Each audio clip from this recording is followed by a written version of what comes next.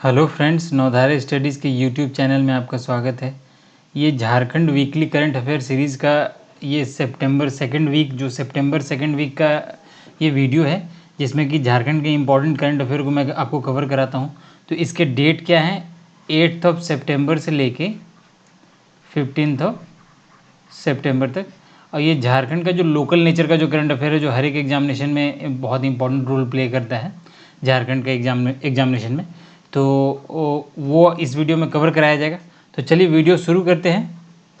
तो देखिए, आप जैसा कि आप देख रहे होंगे स्क्रीन पर कि भूदान आंदोलन के जो प्रणेता हैं विनोबा भावे की हाल ही में 125वीं जयंती, देखिए आपको दिख रहा होगा कि 125वीं जयंती मनाई गई है।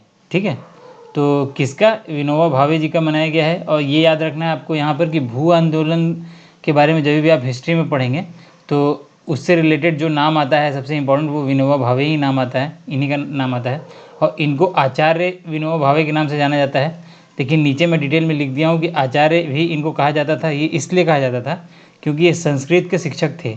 ठीक है ना, ये इंपॉर्टेंट है, इसलिए ये इन्हें आचार्य कहा जाता था। और देखिए इनका जन्म कब हुआ था, तो जन्म हुआ था 11 सितंबर 1895 में। ठीक है, 11 सितंबर 1895 को। हुआ कहाँ था, तो ये देखिए मैं बता देता हूँ आपके नॉलेज के लिए कि कोंकण रीजन था। ठीक है, जो कि प्रेजेंट टाइम महाराष्ट्र, जो महाराष्ट्र है, ये लिख देता हूँ मैं, वहाँ उस एरिया में पड़ता है। ठीक है, तो इनका जन्म हुआ था कोंकण रीजन में। ठीक है, और इनकी जो मृत्यु हुई थी वो 15 नवंबर 1982 को हुई थी, 1982 को। ठीक है, तो ये सारे इंपॉर्टेंट चीज़ हो गए। और यहाँ थोड़ा सा एक्स्ट्रा एक चीज़ जान सकते हैं आप, एक चीज़ और जानना चाहिए आपको कि जो गीता है, गीता का मराठी भाषा में अनुवाद इन्होंने किया था।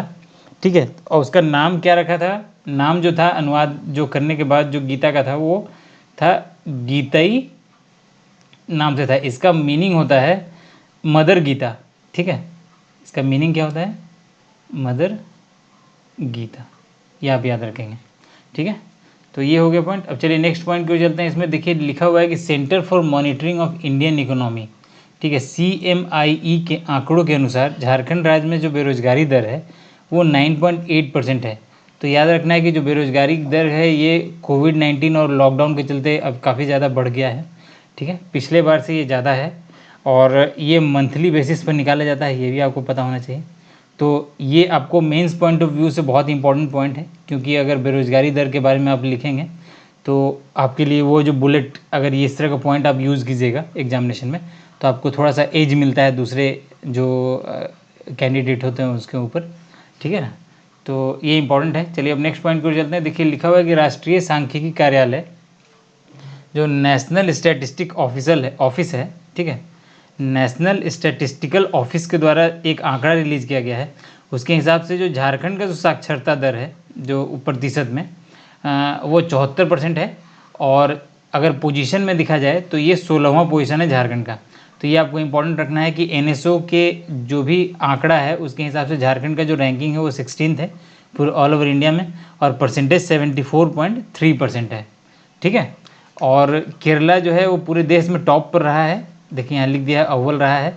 और उसमें अगर प्रतिशत में अगर इसको देखिएगा केरला का जो साक्षरता दर, तो वो 96.2% है। ठीक है, और जो सबसे ख़राब कंडीशन है, बुरा स्थिति है, वो है आंध्र प्रदेश का। उसका परसेंटेज कितना है, 66.4%। और बिहार के बारे में भी यहाँ लिख दिया हूँ क्योंकि ये बॉर्डर शेयर करता है झारखंड से, और झारखंड इसी से अलग हुआ है, तो एग्जामिनेशन में पूछ सकता है। ठीक है, तो बिहार का कितना है, 70.9% है। और इनका स्थान प्लेस कौन सा है, तो 20th पोजीशन है, 20वां पोजीशन पर है। ठीक है, अब चलिए नेक्स्ट पॉइंट को चलते हैं। देखिए नेक्स्ट पॉइंट में दिख रहा होगा आपको स्क्रीन पर कि परमवीर चक्र विजेता जो शहीद अब्दुल हमीद हैं थे, उनका 55वां 55th जो पुण्यतिथि मनाया गया है। ठीक है, तो परमवीर चक्र विजेता हैं, ये आपको याद रखना है क्योंकि एग्जामिनेशन में ये भी पूछ सकता है। और ये क्या दिया गया है, ये दिया गया है मरणोपरांत। ठीक है, पोस्टोमसली ये जो है परमवीर चक्र जो है शहीद अब्दुल हमीद को दिया गया है। ठीक है, अब ये शहीद अब्दुल हमीद थे कौन, तो ये आपको याद रखना है कि 10 सितंबर 1965 को जो इंडो पाक युद्ध हुआ था उसमें ये शहीद हुए थे। ठीक है, तो इसलिए ये इम्पॉर्टेंट है। और इनका अगर जन्म जानना चाहते हैं तो यूपी के गाजीपुर में, ठीक है, गाजीपुर में इनका जन्म हुआ था। जो कि ब्रिटिश जो यूनाइटेड प्रोविंस था, ठीक है, ये यूपी मतलब यूनाइटेड प्रोविंस मान लीजिए, क्योंकि ब्रिटिश यूनाइटेड प्रोविंस था उस समय इनका जन्म हुआ था। ठीक है, तो नेक्स्ट पॉइंट की ओर चलते हैं। देखिए नेक्स्ट पॉइंट में लिखा है कि लोक सेवा समिति की 29वीं वर्षगांठ पर शिबू सोरेन को झारखंड रत्न से सम्मानित किया गया है। ठीक है, तो ऐसा डायरेक्ट क्वेश्चन पूछ सकता है कि किसको झारखंड रत्न से हाल में ही सम्मानित किया गया है। तो ये आपको याद रखना है कि शिबू सोरेन जी को किया गया है। इनको दिसोम गुरु भी कहते हैं। ठीक है, और आजीवन उपलब्धि के लिए ये इनको ये अवार्ड दिया गया है। ठीक है, ये झारखंड रत्न से सम्मानित किया गया है। अब चलिए नेक्स्ट पॉइंट की ओर चलते हैं। देखिए नेक्स्ट पॉइंट में लिखा है कि झारखंड में गैसीय ऊर्जा का केंद्र की स्थापना करना है। तो वो जो गैसीय ऊर्जा का जो स्थापना होगा वो कहाँ पर होगा, तो याद रखना है झरिया में होगा। ये धनबाद के पास झरिया, धनबाद डिस्ट्रिक्ट में पड़ता है। ठीक है, और वो किस टेक्निक पर बेस्ड होगा, तो ये कोल बेड मीथेन तकनीक पर ये आधारित होगा। ठीक है, ये समझ गए। अब देखिए कोल बेड मीथेन तकनीक के बारे में थोड़ा बहुत अगर जानना चाहते हैं तो मैं आपको बता दूं कि एक्चुअल में जो कोल बेड मीथेन जो है, ये जो मीथेन गैस जो होता है वो जो कोल डिपॉजिट्स होते हैं, जो ज़मीन के अंदर जो कोल डिपॉजिट्स होते हैं उसके अंदर में ये गैस जो है ट्रैप हो जाता है। कब, जब कोल का फॉर्मेशन होता है तब उस दौरान में, तो उसी गैस को निकालने के बाद जो है वो as a clean energy source की तरह काम करता है, और एक तरह का वो नेचुरल गैस जो है उसके तरह ये काम करता है। ठीक है, क्लीन एनर्जी सोर्स जो है एक तरह का है ये नेचुरल गैस का। ठीक है, तो यहाँ पर आपको ये जानना है कि ये अनकन्वेंशनल फॉर्म है, तो आपको ये पढ़ना पड़ेगा जाके नेट पर कि अनकन्वेंशनल फॉर्म क्या होता है। ये टेक्निक पर डिपेंड करता है। ठीक है, और क्लीन एनर्जी सोर्स क्या होता है, जो इन्वायरमेंट को लॉस कम पहुँचाता है उसको क्लीन एनर्जी सोर्स कहते हैं। ठीक है, अब चलिए नेक्स्ट पॉइंट की ओर चलते हैं। देखिए लिखा हुआ है कि झारखंड स्पोर्ट्स एसोसिएशन के अभी अध्यक्ष बनाए गए हैं जितेंद्र शर्मा। ठीक है, जितेंद्र शर्मा को बनाया गया है। तो ये इंपॉर्टेंट है, हो सकता है एग्जामिनेशन में डायरेक्ट पूछ दे कि झारखंड स्पोर्ट्स एसोसिएशन के अध्यक्ष किसे बनाया गया है, तो जितेंद्र शर्मा को बनाया गया है। अब नेक्स्ट पॉइंट में आप देख रहे होंगे कि जो कोटपा एक्ट है, कोटपा एक्ट ये आपको याद रखना है। कोटपा एक्ट का मैं नीचे फुल फॉर्म लिख दिया हूँ कि cigarettes and other tobacco product act जो है 2003 में ये पार्लियामेंट के द्वारा लाया गया था। तो ये पार्लियामेंट्री एक्ट है। उसके तहत रांची के जितने भी शैक्षणिक संस्थान हैं, जो एजुकेशनल इंस्टीट्यूशन हैं, ठीक है, तो उसके 100 गेज के दायरे में तंबाकू पदार्थ की खरीद बिक्री पर प्रतिबंध होगा।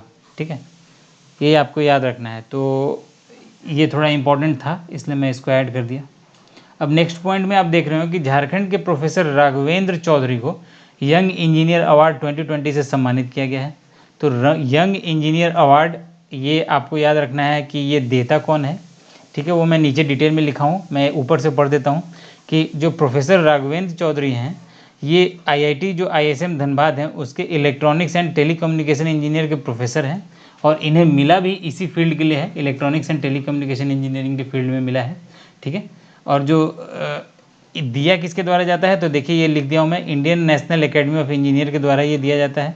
और यहाँ आपके लिए इंपॉर्टेंट पॉइंट है झारखंड स्टैटिक पोर्शन के पॉइंट ऑफ व्यू से कि आईआईटी आईएसएम धनबाद जो है उसको इस्टेब्लिश कब किया गया था, तो 9 दिसंबर 1926 को, 9 दिसंबर 1926 को इसको इस्टेब्लिश किया गया था। और इसका जो आईआईटी का जो दर्जा दिया गया था वो दिया गया था 26 मई 2016 को आईआईटी का दर्जा आईएसएम धनबाद को दिया गया था। इसके बाद से इसका नाम क्या हो गया, आईआईटी आईएसएम धनबाद। ठीक है, तो चलिए ये पॉइंट क्लियर हो गया होगा। अब नेक्स्ट पॉइंट की ओर चलते हैं। देखिए नेक्स्ट पॉइंट में आप देख रहे हो कि झारखंड से जो रश्मिता प्रधान है उनको कौशल आचार्य अवार्ड 2020 से सम्मानित किया गया है। ठीक है, रश्मिता प्रधान ये आप याद रखेंगे, रश्मिता प्रधान, ये बहुत इंपॉर्टेंट क्वेश्चन है और ये क्वेश्चन पूछा भी जा सकता है। ठीक है, कौशल आचार्य अवार्ड से सम्मानित किया गया है। तो देखिए ये याद रखना है आपको कि दिया किसके द्वारा जाता है, तो मैं नीचे लिख दिया हूँ कि ministry of skill development and entrepreneurship है उसके द्वारा दिया जाता है, जिसके प्रेजेंट में अभी जो मिनिस्टर कौन है, डॉक्टर महेंद्र नाथ पांडे जी हैं। ठीक है, अब ये दिया किस लिए गया है, तो ये आप यहाँ पर याद रखेंगे कि झारखंड में जो युवाओं को ये एक्चुअल में ये उच्च स्तरीय और गुणवत्तापूर्ण कौशल प्रशिक्षण देती हैं ये। ठीक है, और ये जो प्रशिक्षक हैं कहाँ पर, तो ये याद रखना है गम्हरिया जो सरायकेला जो खरसावां एरिया है वहाँ पर ये प्रशिक्षण देती हैं। ठीक है, वहीं की ये प्रशिक्षक हैं, तो इसलिए ये रश्मिता प्रधान को कौशल आचार्य अवार्ड से सम्मानित किया गया है। चलिए अब नेक्स्ट पॉइंट की ओर चलते हैं। देखिए इसमें लिखा है कि एचईसी में लिख दिया है, हाँ एचईसी और जर्मनी दोनों के सहयोग से मतलब इलेक्ट्रिकल इलेक्ट्रिक रेल इंजन का निर्माण किया जाएगा। ठीक है, तो HEC और जर्मनी दोनों के बीच में MOU साइन हुआ है, देखिए यहाँ पर देख रहे होंगे। और जो कंपनी जर्मनी की है जिसके साथ MOU साइन हुआ है, मेमोरेंडम ऑफ अंडरस्टैंडिंग कहते हैं इसको। ठीक है, वो जो कंपनी है वो कौन सी है, सीमेंस कंपनी है जर्मनी की, उसके साथ मिलके HEC जो है वो इलेक्ट्रिक रेल इंजन बनाएगी इंडिया में। ठीक है, तो ये इंपॉर्टेंट पॉइंट ऑफ व्यू से आपको एग्जामिनेशन पॉइंट ऑफ व्यू से ये इंपॉर्टेंट था, कंपनी का नाम भी पूछ सकता है। ठीक है, और HEC के द्वारा बनाया जाएगा। तो HEC के बारे में थोड़ा देख लेते हैं कि इस्टेब्लिश कब हुआ था, तो 1958 में इस्टेब्लिश हुआ था, और ये है कहाँ पर, तो रांची में है। और नीचे अगर जर्मनी के पॉइंट ऑफ व्यू से देखिएगा तो जर्मनी का कैपिटल क्या है, बर्लिन है। और वहाँ की जो चांसलर है वो कौन है, एंगेला मार्केल, ये आपको याद रखना है। और जो करेंसी है वो वहाँ क्या क्या चलती है, यूरो चलती है, और ये यूरोपियन कॉन्टिनेंट में आती है। ठीक है, ये मुझे लगता है कि ये सारा क्लियर हो गया होगा। ठीक है, अब देखिए यहाँ पर एक चीज़ दिमाग में आएगा कि जैसे इंडिया में प्राइम मिनिस्टर होते हैं वैसे ही जर्मनी में चांसलर होते हैं। और इसके पीछे कुछ और रीज़न नहीं है, बस हिस्टोरिकल रीज़न यही है कि चांसलर जो थे पहले के समय में एक तरह से देखा जाए तो इम्पीरियल कोर्ट, जो रॉयल कोर्ट होते थे, उसके सबसे ऊपर जो अधिकारी होते थे, जो ऑफिसर होते थे, वो चांसलर के नाम से जाने जाते थे।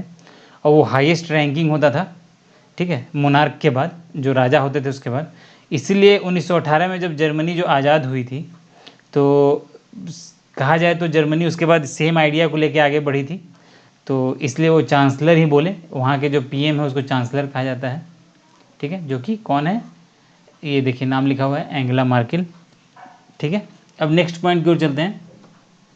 नेक्स्ट पॉइंट में आप देख रहे हो कि तिलका मांझी राष्ट्रीय सम्मान 2020 से सदानंद सिंह यादव को का चयन किया गया है। ठीक है, तो सदानंद सिंह यादव हैं कौन, तो ये कवि और लोक गायक हैं। और ये जो तिलका मांझी राष्ट्रीय सम्मान जो पुरस्कार अवार्ड जो दिया गया 2020, वो किसके द्वारा दिया जाता है, तो याद रखना है मदद फाउंडेशन जो है भागलपुर में, उसके द्वारा दिया जाता है। और ये यहाँ पर ये भी मैं लिख दिया हूँ कि जो तिलका मांझी राष्ट्रीय सम्मान जो है विभिन्न क्षेत्रों में कार्य कर रहे प्रतिष्ठित लोगों को दिया जाता है, ये देखिए। इसलिए एक कवि और लोक गायक भी हैं, इसलिए इनको दिया गया है तिलका मांझी राष्ट्रीय सम्मान 2020 से सम्मानित सदानंद सिंह यादव को किया गया है। ठीक है, अब देखिए नेक्स्ट पॉइंट की ओर चलते हैं। देखिए इसमें लिखा हुआ है कि इंडियन सुपर लीग ISL जो फुटबॉल टूर्नामेंट के लिए जमशेदपुर FC ने, जो जमशेदपुर FC टीम है वो इंग्लैंड के पीटर हार्टल, ठीक है पीटर हार्टले को अनुबंधित किया है। मतलब कि इनके साथ मतलब एग्रीमेंट हुआ है। ठीक है, और ये अब खेलेंगे कहाँ से, जमशेदपुर FC की तरफ से। ठीक है, ये याद रखेंगे आप। और देखिए ISL के बारे में मैं नीचे डिटेल दे दिया हूँ कि इंडियन सुपर लीग जो है वो IPL के तर्ज पर ही होता है, और इसकी शुरुआत 2014 में की गई थी। इसमें टोटल टीम जो है वो 11 टीमें जो है भाग लेंगी। जब ये स्टार्ट हुआ था 2014 में, तो तभी इसमें 8 टीम था, लेकिन अब ये 8 टीम से बढ़ के 11 टीम हो गई हैं। और इसका जो स्पॉन्सर है वो हीरो मोटो कॉर्प है। ये आपको इम्पॉर्टेंट है क्योंकि आजकल के एग्जामिनेशन में ये ट्रेंड आ गया है कि एग्जामिनेशन में अगर जो क्वेश्चन पूछा जाता है स्पोर्ट्स से रिलेटेड, तो उस स्पोर्ट्स का जो स्पॉन्सर है उसके बारे में पूछा जाता है। अभी रिसेंटली एक एग्जामिनेशन में टीम भी पूछ दिया गया था कि कितने टीम भाग ली थी, तो इसलिए मैं यहाँ नंबर ऑफ़ टीम्स भी लिख दिया हूँ, 11 टीमें। ठीक है, तो ये रहा वीडियो आपका इस वीक का, 9 सितंबर से लेकर 15 सितंबर के बीच का। ये इंपॉर्टेंट करंट अफेयर में पढ़ाता हूँ और एब्सर्ड चीज़ नहीं डालना चाहता, इसलिए मैं इसको लेंथी ना बना के शॉर्ट और क्रिस्प रखता हूँ, ताकि आपको जो है कम से कम समय में आपके करंट अफेयर कवर हो जाएं। ठीक है, तो चलिए, इस वीडियो का अगर आपको PDF चाहिए होगा तो नीचे मैं टेलीग्राम लिंक दे दूँगा। ठीक है, इस चैनल का नवधारा स्टडीज़ के नाम से, आप उसको ज्वाइन कर लेंगे, वहाँ से PDF ले लेंगे। और आप अगर इस चैनल को हमें फॉलो करना चाहते हैं तो फेसबुक पर भी फॉलो कर सकते हैं, इंस्टाग्राम पर भी फॉलो कर सकते हैं, ट्विटर हैंडल को भी हमें फॉलो कर सकते हैं, और यूट्यूब पर आप देख रहे हैं तो आप सब्सक्राइब करें। अगर सब्सक्राइब कर लिए हैं तो अपने नज़दीकी और जो भी फ्रेंड्स हैं जो तैयारी करते हैं झारखंड कॉम्पिटिटिव एग्जामिनेशन का, तो उनके साथ इस वीडियो का लिंक शेयर करें ताकि उनको भी फ़ायदा हो। और व्हाट्सएप ग्रुप के माध्यम से अगर आप किसी ग्रुप में हैं, एजुकेशनल ग्रुप में, तो वहाँ पर भी शेयर करें। ठीक है, ज़्यादा से ज़्यादा लोग ताकि कनेक्ट हो सकें, तो शेयर करें, सब्सक्राइब करें, लाइक करें। ठीक है, तो चलो ये यहाँ मैं वीडियो ख़त्म करता हूँ। Thank you, all the best and keep studying.